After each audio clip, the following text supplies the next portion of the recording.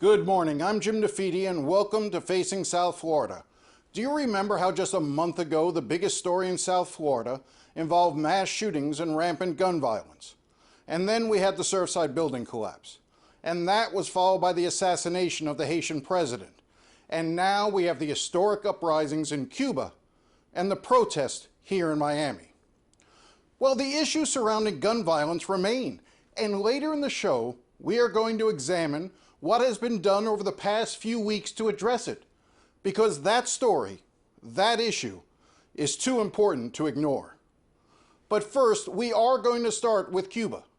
Thousands of Cubans have taken to the streets in dozens of cities across the island, demanding one thing: libertad, freedom. Politicians have called on President Biden to do more to help the Cuban people. But what exactly does that mean? I asked Republican State Representative Daniel Perez that question. There can never be a negotiation between the United States and the Cuban regime. That's number one. Number two is we have to continue to give the Cuban people the opportunity to have a voice. And in today's age, the only way they can have a voice is through the internet. We need to understand what's going on the island. We need to be able to communicate with the people of Cuba. This is about the people of Cuba. Something that is an important distinction. We don't need to give resources to the Cuban government so they can help their people. There is nothing we can do with the Cuban government. The only thing we can do with them is tell them to pick up their bags and leave. There's nothing they can do to help the Cuban people. They've had 62 years to do it and they've never done it. So that goes back to my first point. One, we don't negotiate. And number two is we help the Cuban people. And we do that by giving them a voice through the internet. So when you say don't negotiate with Cuba, what type of negotiation do you think is going on right now? Well, there's an expectation that the Cuban government will eventually say that they will provide certain benefits to the Cuban people if we are able to provide certain services to the Cuban government. If we're able to send them vaccines, that they'll go to the Cuban people, and that it'll go to the townsmanship. And that's just not something that we are willing to do. There's no resources that we can give to the Cuban government for them to help the people. They've had 62 years to help the people, and they've obviously shown they're not willing to do so. So I want to make sure that if there is any help that the Cuban people are asking for, that it goes to the Cuban people. And the only help they're asking for right now is a voice. They want a voice so that they can continue to claim liberty. If you look at the videos, there's tens of videos, probably hundreds of videos at this point.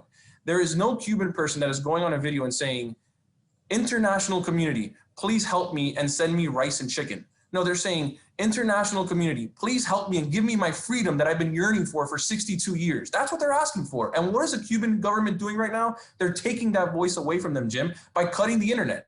Okay, but Joe Biden doesn't control the internet in Cuba. And I've spoken to the governor's office, and he talked about this idea of trying to see if you can get some sort of satellite system that could generate internet access on the island. It's, you know, even the governor's people say this is all very theoretical. It's not as if there's a switch that Joe Biden has a control over that he can simply switch on.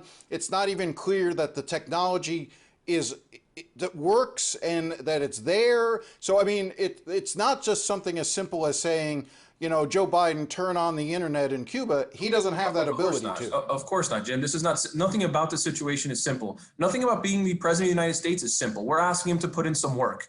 And if that is too much to ask for, then I guess that's just... No. But I'm asking, what I'm saying is, what are the reasonable expectations? So you don't want... I don't want negotiations. Right? I want them to be some sort of effort, which the governor here in Florida, Ron DeSantis, is doing it. I'm asking for the White House to join in on those efforts to give internet to the island of Cuba. You do not want to see Cubans taking to the sea or having, you know, the Cuban government dispatch Cubans from the island and send them to Florida.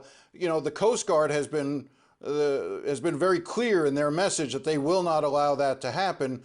You're in agreement with that, correct? I am in agreement with that. And I think, you know, this happened a couple decades ago with George W. Bush. And, you know, and Senator Rubio has been calling this for days now. He always said it. He said, at some point, the Cuban regime will threaten the United States by saying there will be a mass exodus of Cubans in the thousands that will take to the sea and show up on your shores. This is a Cuban issue that has to be dealt with in Cuba. If the Cuban government allows and pushes for a Cuban exodus in the thousands or even in the hundreds to come to the United States, I hope and I pray that President Biden takes that as a hostile act of war. That's exactly what that is. They are doing that on purpose. And the Republican president 2 decades ago, which was George W. Bush, made that very clear, very, very clear. And that has to be made clear today, because at that point, that now becomes a national security. It now becomes an immigration issue. And the Cuban people have to go through the process the right way, but they need to take care of what's going on their own island first. Well, what does that mean when you say a hostile act of war? What does that then portend in terms of what the U.S. response should be if they open suddenly the port of Mariel? That would be up to President Biden to decide. But if the Cuban government forces a mass exit of its people, that should be considered by President Biden as an act of war. And what he determines as commander-in-chief at that point to do is on him, and I will respect his decision on that. But that is something that needs to be spoken of, and that I hope that the senior advisors of President Biden are beginning to speak to him on. You want the pressure to build within Cuba as a way of forcing a change there, because as you noted before, whether it was Fidel Castro with Mariel or the Balsero crisis in '94, when that pressure sort of builds, the relief valve comes.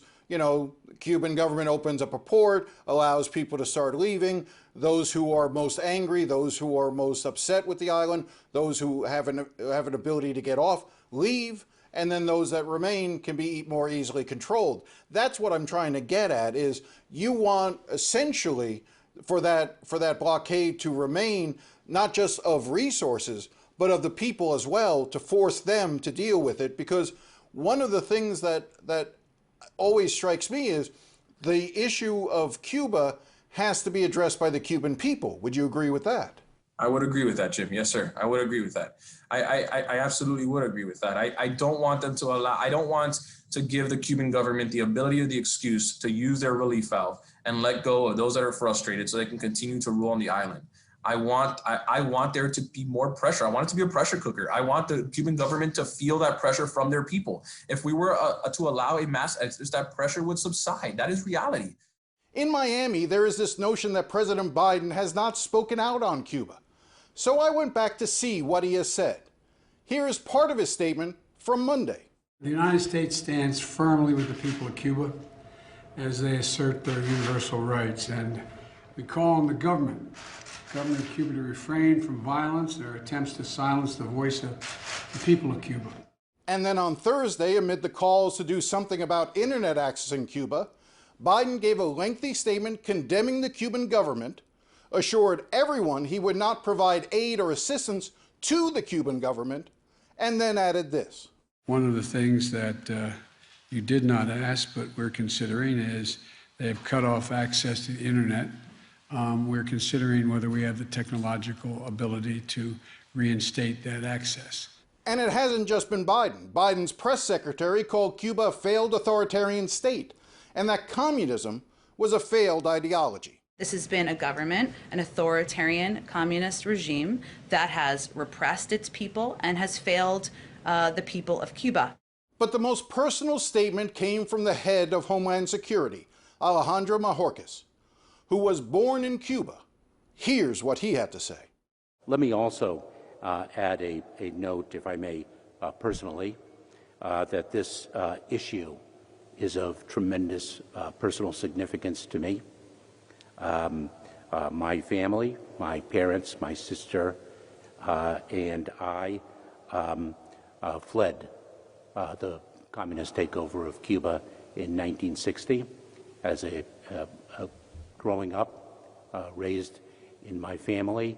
I understood what it meant for my father to lose everything that he had built for his young family.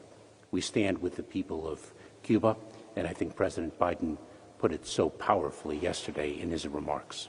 Republicans are holding press conferences on Cuba where they criticize the president, and Democrats are holding their own press conferences on Cuba. It's a shame they can't stand side by side and keep the focus where it belongs, on the people of Cuba.